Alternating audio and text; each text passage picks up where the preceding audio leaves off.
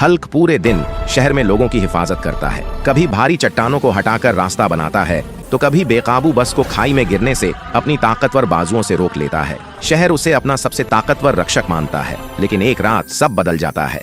जब थका हुआ हल्क अपनी गुप्त गुफा में गहरी नींद में सो रहा होता है, तभी एक कपटी वैज्ञानिक डॉक्टर वेनम उसके ठिकाने पर चुपके से आता है और हल्क के शरीर से उसकी गामा एनर्जी का एक बड़ा हिस्सा चुरा लेता है। उस चोरी की हुई गामा एनर्जी और डार्क मैटर का इस्तेमाल करके वह एक भयानक डार्क पॉइजन हल्क तैयार कर लेता है, जिसके शरीर से जहरीला काला धुआं और हरी आग निकलती है।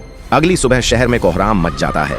लोग देखते हैं कि वही डार्क हल्क पार्कों को उजाड़ रहा है, सड़कों पर गाड़ियां फेंक रहा है और इमारतों को तोड़ रहा है। लोग दहशत में आ जाते हैं। हल्क अब लोगों की नजरों में विलेन बन चुका है। जब असली हल्क बाहर निकलता है तो लोग उस पर चिल्लाने लगते हैं, धोखेबाज हल्क, निकल जाओ हमारे शहर से, हमें तुम्हारी सच्चाई पता चल गई है। लोग उसे ईंट और पत्थर मारने लगते हैं। मायूस हल्क वापस जंगलों की तरफ भागता है और एक पुराने लैब में जाकर अपनी स्थिति को समझता है। उसे पता चलता है कि डार्क पॉइजन हल्क को हराने के लिए उसे अपनी बची हुई शक्ति को एक नए गामा टाइटन आर्मर में बदलना होगा।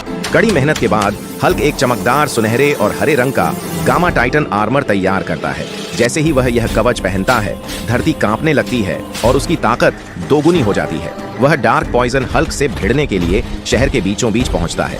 उधर डॉक्टर वेनम भी अपने डार्क हल्क के साथ तैयार था। दोनों के बीच भयंकर टक्कर होती है।